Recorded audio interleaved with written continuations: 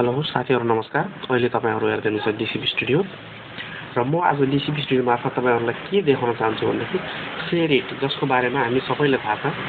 SHAREit भनेको एउटा file transfer गर्ने एप्लिकेसन हो। यसमा हामी फोटो, गीत, भिडियो एक्सेट्रा जे पनि एप्लिकेसन जे पनि शेयरिट गर्छौं, जुन चाहिँ अहिले स्मार्टफोनमा मात्रै नभएर हाम्रो कम्प्युटर, ल्यापटप, विन्डोज अथवा आइफोन जेमा पनि हामी राखेर त्यो फाइल ट्रान्सफर गर्न सक्छौं। तर यो हामीले यो फाइल ट्रान्सफर गर्ने मात्र नभएर यो शेयरिटले चाहिँ अझ पनि विभिन्न कामहरु गर्छन्। विभिन्न कामहरु यहाँबाट गर्न सकिन्छ। त्यो चाहिँ के भन्दाखेरि हामी यसलाई एउटा ग्यालरीको रूपमा पनि युज गर्न सक्छौं। त्यो ग्यालरीको रूपमा हामी कसरी यसलाई युज गर्छौं अथवा यसका अरु पनि के राम्रो कामहरु छ भन्ने कुरा हामी यो भिडियो मार्फत आज हेर्छौं। र त्यो भन्दा अगाडि तपाईहरुले हाम्रो पेजलाई यदि सब्स्क्राइब गर्नुभएको छ भने यो पेजलाई सब्स्क्राइब गर्नुहोस्, ताकि आगामी दिनमा अझ यो भन्दा राम्रो भिडियो अपलोड गर्दाखेरि तपाई त्योबाट छुटिनुहुन्न। तपाईले त्यो भिडियो हेर्न पाउनुहुन्छ र त्यो सब्स्क्राइब गरेपछि त्यो बेल आइकनलाई पनि क्लिक गर्नु होला। आज हामी अब आजको भिडियोतर्फ लाग्छौं। अब यहाँ तपाई सेन्ड र रिसिभर हुन्छ, सेन्ड गरेर फाइल ट्रान्सफर गर्ने, रिसिभ गरेर रिसिभ गर्न सकिन्छ भन्ने कुरा थाहा छ। र शेयरिट नहुँदा पनि शेयरिट कसरी साथीको मोबाइलमा सार्ने भन्ने कुरा मैले तपाईलाई अघिल्लो भिडियोमा भनेको थिएँ।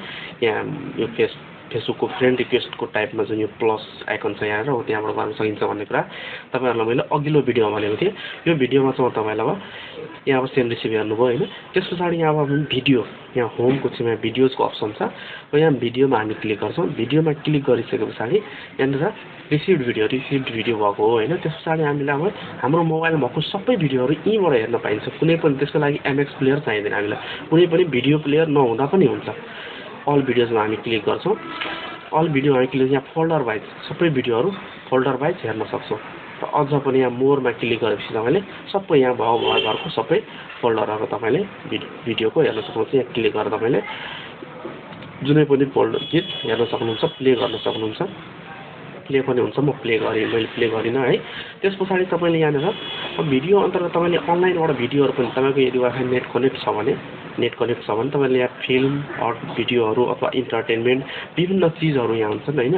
कमेडी, म्युजिक सबै कुराहरु यहीँबाट ट्रेलरहरु हेर्न सक्नुहुन्छ। यो भयो तपाईको भिडियो। त्यसपछि हामी आउँछौं म्युजिक तर्फ। यहाँ म्युजिकको अप्सन पनि छ। हो यहाँबाट म्युजिकको अप्सनबाट तपाईहरुले रिसिभ म्युजिक फोल्डर 13 वटा फोल्डरमा मेरो गीतहरु छ हैन। रिसेन्टली एडिट 87 वटा छ हैन। रिसेन्टली प्लेड एउटा छ हैन।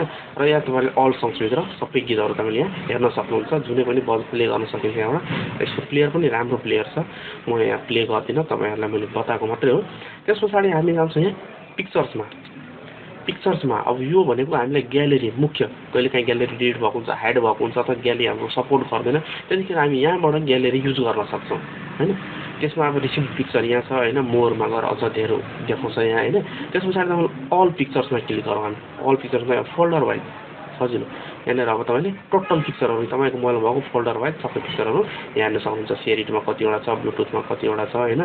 यो स्क्रिनशट कतिवटा छ, विभिन्न फोल्डरहरु हुन्छ नि, हो त्यो सबै यहाँबाट देखाउँछ।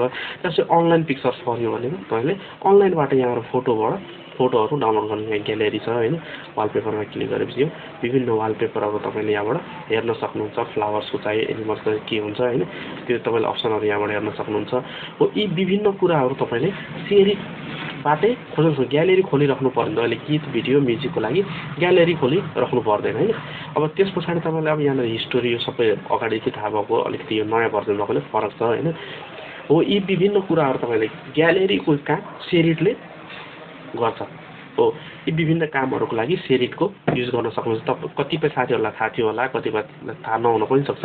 थाहा नभएको साथीहरुलाई यो एकदम ज्ञानको कुरा राम्रो। हामी सबै स्मार्टफोन युज गर्ने साथीहरुको लागि राम्रो पक्ष हो यो शेयरिटबाट हामीले फाइदा लिन सक्छौं हैन। तपाईहरुलाई यो भिडियो मन पर्यो भने यो भिडियोलाई लाइक गरिदिनुहोस् र हाम्रो अरु नयाँ भिडियोहरु नछुटाउनको लागि तपाईले यो हाम्रो पेज सब्स्क्राइब गर्नुहोस् र छेउको बटन बेल आइकन हुन्छ त्यसलाई क्लिक पनि गर्नुहोस्। र अहिलेसम्म तपाईहरुले हाम्रो यो भिडियो हेरेर साथ दिनुभयो त्यसको लागि तपाईहरुलाई धेरै धेरै धन्यवाद।